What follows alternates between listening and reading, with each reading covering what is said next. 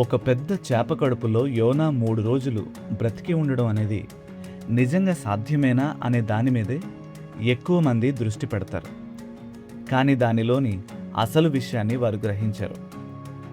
వాస్తవానికి చెప్పాలంటే మధ్యధరా సముద్రంలో మనిషిని అమాంతం మింగేగల స్పర్మ్ తిమింగలాలు, సొరచేపలు ఉన్నట్లు ఆధారాలున్నాయి. యేసుక్రీస్తు యోనా పేరును ప్రస్తావించడం ద్వారా అతని కథ వాస్తవమైనదేనని ఆయన ధృవీకరించారు. యోనా నినేవేకు వెళ్లకుండా దానికి వ్యతిరేక దిశలో పారిపోవడం అతని స్వభావం గురించి ఎన్నో విషయాలు చెబుతుంది. నీనివే నగరం అత్యంత క్రూరమైన మరియు సువిశాలమైన అస్సిరియా సామ్రాజ్యానికి రాజధాని. యోనా భయపడి ఉంటాడన్నది వాస్తవమే. కానీ దేవుని ఆజ్ఞ నుండి పారిపోవడానికి అది ఏమాత్రం కారణం కాకూడదు. అసలు పారిపోయి ప్రయోజనమేంటి? దేవుడు అంతటా ఉన్నాడు.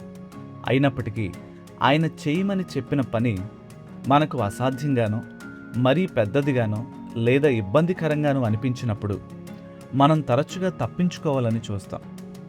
ఒక దేశం పశ్చాత్తాపం చెంది దేవుని వైపు తిరిగే అవకాశాన్ని వదులుకోవడం అనేది జాతి వివక్షను, మూర్ఖత్వాన్ని లేదా స్వార్థాన్ని తెలియజేస్తుంది.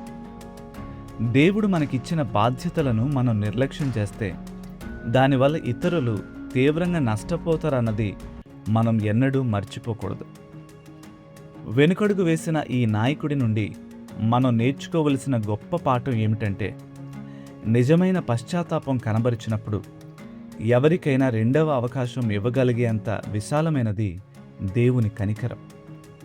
బహుశా ఈ తరం వారు దేవుని నిర్దేశాలను, ఆజ్ఞలను అనుసరించడం ద్వారా అనేక మంది శత్రువులు, అనేక దేశాలు దేవుని వైపు తిరిగి పశ్చాత్తాపం చెందారన్నది మనం త్వరలోనే చూస్తాం.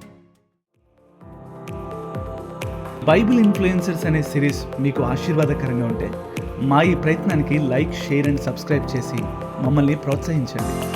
మరొక కొత్త బైబిల్ ఇన్ఫ్లుయెన్సర్తో మీ ముందుకు వస్తాం. Until then, God bless you.